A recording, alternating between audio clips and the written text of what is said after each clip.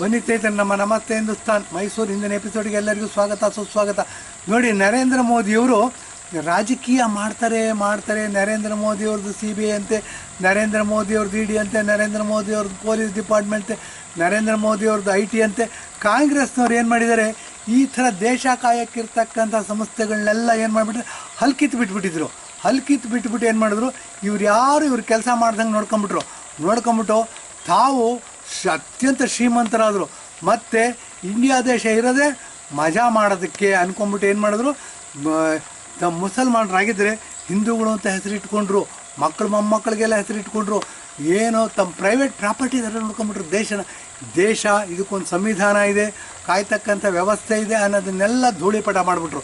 ಹೀಗೆಲ್ಲ ಮಾಡಿ ಏನಾಯಿತು, ನರೇಂದ್ರ ಮೋದಿಯವರು ಭ್ರಷ್ಟಾಚಾರವನ್ನೇ ಬಂಡವಾಳ ಮಾಡ್ಕೊಂಡು 2014 ಮೊದಲನೇ ಸಾರಿ ಪ್ರಧಾನಮಂತ್ರಿ ಆಗ್ತಾರೆ. ಇದಲ್ಲದೆ 2019 ಎರಡನೇ ಸಾರಿ ಪ್ರಧಾನಮಂತ್ರಿ ಆಗ್ತಾರೆ.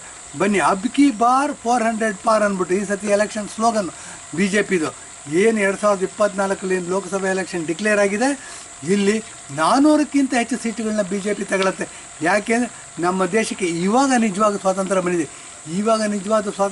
ಅಂದರೆ ಹಿಂದಿನ ಎಪಿಸೋಡ್ಗಳಲ್ಲಿ ಮಾತಾಡಿದ್ದೀನಿ. 500-600 ವರ್ಷಗಳ ಯುದ್ಧ ಮಾಡಿದ್ದೀವಿ ನಾವು.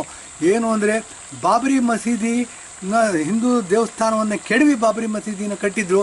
ಈಗೇನಾಗಿದೆ, ಬಾಬರಿ ಮಸೀದಿನ ಧ್ವಂಸ ಮಾಡಿ ಅಯೋಧ್ಯೆಯಲ್ಲಿ ರಾಮ ಮಂದಿರ ನಿರ್ಮಾಣ ಆಗಿದೆ.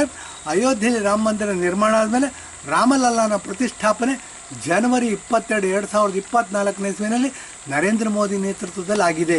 ಇದು ನಮ್ಮ ದೇಶಕ್ಕೆ ಧಾರ್ಮಿಕ ಸ್ವಾತಂತ್ರ್ಯ ಬಂದಿದೆ ಅಂತ ಹೇಳ್ಬೋದು, ನಮ್ಮ ದೇಶಕ್ಕೆ ಆತ್ಮಗೌರವ ಹೆಚ್ಚಾಗಿದೆ ಅಂತ ಹೇಳ್ಬೋದು, ನಮ್ಮ ದೇಶಕ್ಕೆ ಸ್ವಾವಲಂಬನೆ ಪರ್ವ ಶುರುವಾಗಿದೆ ಅಂತ ಹೇಳ್ಬೋದು.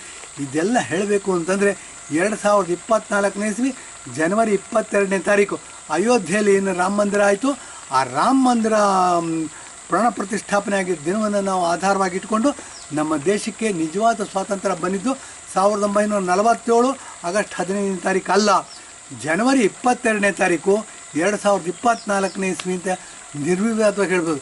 ಯಾಕೆಂದರೆ ಅವತ್ತಿನ ದಿವಸ ಏನು ರಾಮ ಮಂದಿರದಲ್ಲಿ ರಾಮಲಲ್ಲನ ಪ್ರಾಣ ಪ್ರತಿಷ್ಠಾಪನೆ ಆಯಿತು.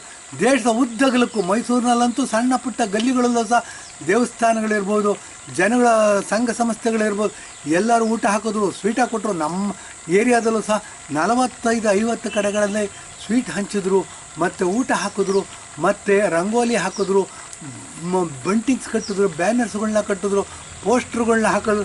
ಇಷ್ಟು ಸಂಭ್ರಮದ ವಾತಾವರಣ ನಾವು ಇದುವರೆಗೂ 70 ವರ್ಷ ನನಗೆ ಸಂಭ್ರಮದ ವಾತಾವರಣನ ಇಂಡಿಪೆಂಡೆನ್ಸ್ ಡೇನಲ್ಲಿ ನೋಡಲಿಲ್ಲ, ರಿಪಬ್ಲಿಕ್ ಡೇನಲ್ಲಿ ನೋಡಲಿಲ್ಲ. ಇದನ್ನು ಏನಾದ್ರು ನೋಡಿದ್ವಿ ಅಂತಂದರೆ ಜನವರಿ 22ನೇ ತಾರೀಕು 2024 ಇಸ್ವಿನಲ್ಲಿ ಜನ ಎಲ್ಲರನ್ನೂ ಮನೆಯಲ್ಲಿ ಮಲಗಿದ್ದವ್ರನ್ನೆಲ್ಲ ಊಟ ಹಾಕಿದ್ರು, ಸ್ವೀಟ್ ಕೊಟ್ಟರು.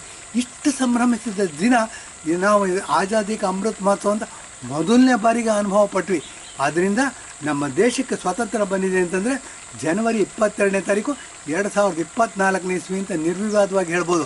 ಅದು ಯಾವತ್ತು ಅಂದರೆ ಅಯೋಧ್ಯೆಯಲ್ಲಿ ಬಾಬರ್ನ ಸಂತತಿಯವರು ಮಾಡಿರ್ತಕ್ಕಂಥ ಮಸೀದಿನ ಕಾಡಸೇವಕರು ಕೆಡವು ಹಾಕಿದ್ರು. ಅಲ್ಲಿ ರಾಮ ಮಂದಿರವನ್ನು ನಿರ್ಮಾಣ ಮಾಡಿ ಟೆಂಟಲ್ಲಿ ಇದ್ದಂಥ ರಾಮನನ್ನು ಒಂದು ಸ್ವಂತ ಮನೆ ಮಾಡಿ ಕೂರಿಸ್ಬಿಟ್ಟು ಪ್ರಾಣ ಪ್ರತಿಷ್ಠಾಪನೆ ಮಾಡಿದ್ರು. ಇದಾಗಿದ್ದ ನರೇಂದ್ರ ಮೋದಿಯವರ ಕಾಲದಲ್ಲಿ. ಹಾಗಾಗಿ ನಮ್ಮ ಹಿಂದೂಗಳ ಗೌರವ ಜಾಸ್ತಿ ಆಯಿತು, ಹಿಂದೂಗಳ ಸ್ವಾಭಿಮಾನ ಜಾಸ್ತಿ ಆಯಿತು, ಮತ್ತು ಹಿಂದೂಗಳು ಅತ್ಯಂತ ಸಂಭ್ರಮಿಸಿದ ದಿನ, ಭಾಳ ಸಂಭ್ರಮಿಸಿದ ದಿನ. ಮತ್ತು ಪ್ರಜಾಪ್ರಭುತ್ವಕ್ಕೆ ಬಹುಮತಕ್ಕೆ ಮಾನ್ಯತೆ ಇರಬೇಕು ಅಂತೀವಿ, ಬಹುಮತದ ಆಶೆಗಳ ಪೂರಕವಾಗಿ ಸಂವಿಧಾನ ಇರಬೇಕು ಅಂತೀವಿ. ಇದಕ್ಕೆಲ್ಲ ಪೂರಕವಾದ ನಡೆದಂಥ ಘಟನೆ ಅಯೋಧ್ಯೆಯಲ್ಲಿ ರಾಮ ಮಂದಿರದ ನಿರ್ಮಾಣ ಜನವರಿ 22, 2024 ಇಸ್ವಿ. ಆದ್ದರಿಂದ ನಮಗೆ ನಿಜವಾದ ಸ್ವಾತಂತ್ರ್ಯ ಬಂದಿದೆ, ಹಿಂದೂಗಳಿಗೆ ಸ್ವಾತಂತ್ರ್ಯ ಬಂದಿದೆ ಅಂತಂದರೆ ಜನವರಿ 22, 2024 ಅಂತ ಹೇಳಿ ಇದನ್ನು ಮುಂದುವರಿಸ್ತೀನಿ.